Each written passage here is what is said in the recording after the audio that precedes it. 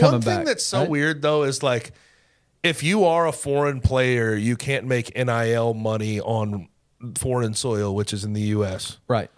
They need to find some way to like change this around. It's a student visa. We have a lot of foreign players that are very like Vlad Golden from FAU just got in the portal, and he can't because he's over on a student visa, and it's like we have too many good players from other countries that have earned NIL money, and they should be able to get it a lot easier. Yeah.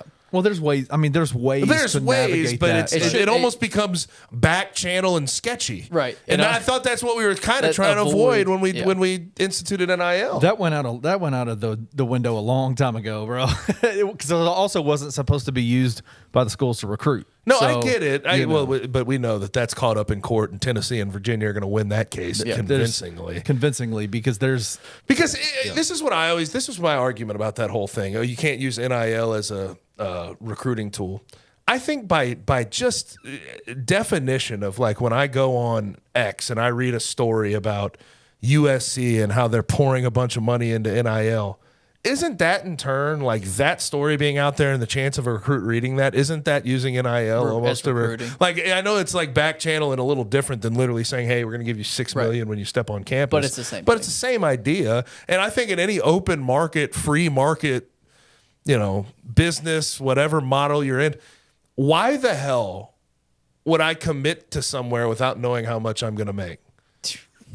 That'd be like me, like with 92.9 having another job on the table, but I just take one without not knowing what the salary is going to be. Like, no one does that. That's not how this works. Contracts. It's not how life works. The problem I think lies is in the.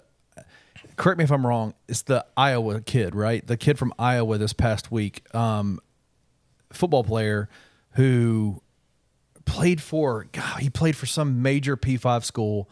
Transferred Caden Proctor from Iowa to Alabama. Alabama to Iowa. Then he said he was coming back to Iowa, got a bag from Iowa. He made like a fifth of his NIL deal at Iowa over 57 days, I think, is the amount of time he was at Iowa. And then went back to Bama. Yeah. And that money is gone. In that part with the transfer portal, with the way it is right now, everybody can go anywhere penalty free. Like that's another issue that we're having. I just think that there's just ways to like. It's all about the structuring of contracts. The deal itself. Contracts are real deal, and they should be done because that's how legally tax wise these guys are able to do what they do. But these NIL collectives have to get a little bit more savvy in terms of how they structure those. An interesting thought that I saw out there, Kenny, and I'm going to bounce this off both you guys. Is somebody I saw suggest multi-year contracts with the NIL collective, right? But with the multi-year contract, depending on how much money you make, if you end up opting out of that contract and going elsewhere in the transfer portal, this is a contract where you'd have to pay 50% back of what you've already made.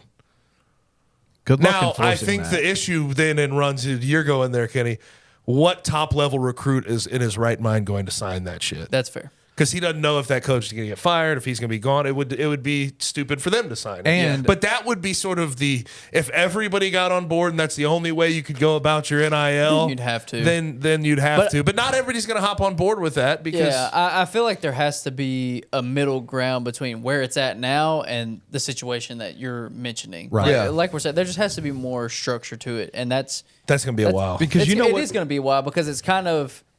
We are in the very beginning stages in the forefront of this, and when you're at that point in something, it's messy. Where it's messy. Then getting these bylaws and these changes and different structures to it, it's just something that takes time. When they see the holes and they're like, okay, we got to fix this. Yep. We got to fix this. We got to fix this to make it more, make more sense for the players and the universities.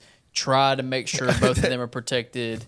That Caden Proctor thing, though, was like the first time. Yeah, that's wild. I've never felt bad for Iowa football. Yeah. I've just never have. Yeah. Especially with like the racial inequity thing that happened there with Chris Doyle, their strength coach, and he had to get fired. Like I've never really felt bad for them because I always thought I like Kirk Ferentz. I think he's a good coach. I just don't like how he runs his program. It's all buttoned up and just meh. Yeah. It's just boring. Yeah, not right? fun. It's not fun.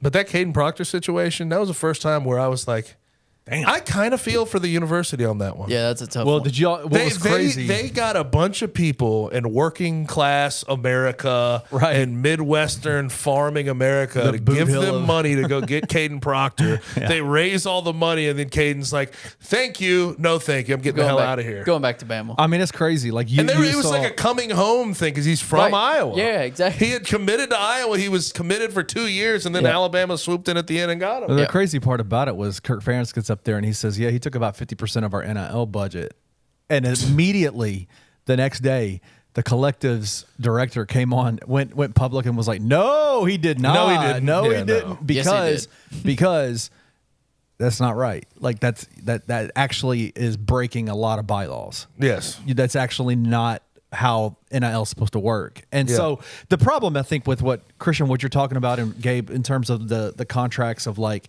how to, if you do leave before your contract's over and all that, it's this idea. I think coaches are more concerned about negative recruiting than they are about anything else. Mm-hmm. And if a school or a collective or whoever it may be, a head coach decides to sue a player based on breaking an NIL contract, the negative recruiting out of that would be insane. Yeah, but you'd have to have a way to actually sue them. Yeah.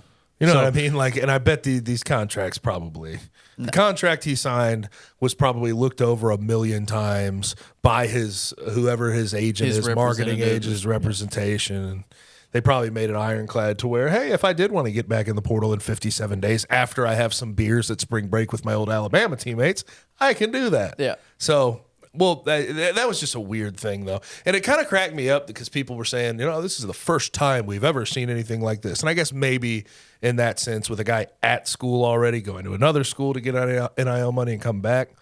But let's not act like we don't remember Quinn Ewers going to Ohio State for spring just to get NIL money. And then he left that after the spring, I believe, or was it after the fall? The fall. Yeah. So we've seen something like this before. But until they start putting parameters on it, we're probably going to see it more. Yeah.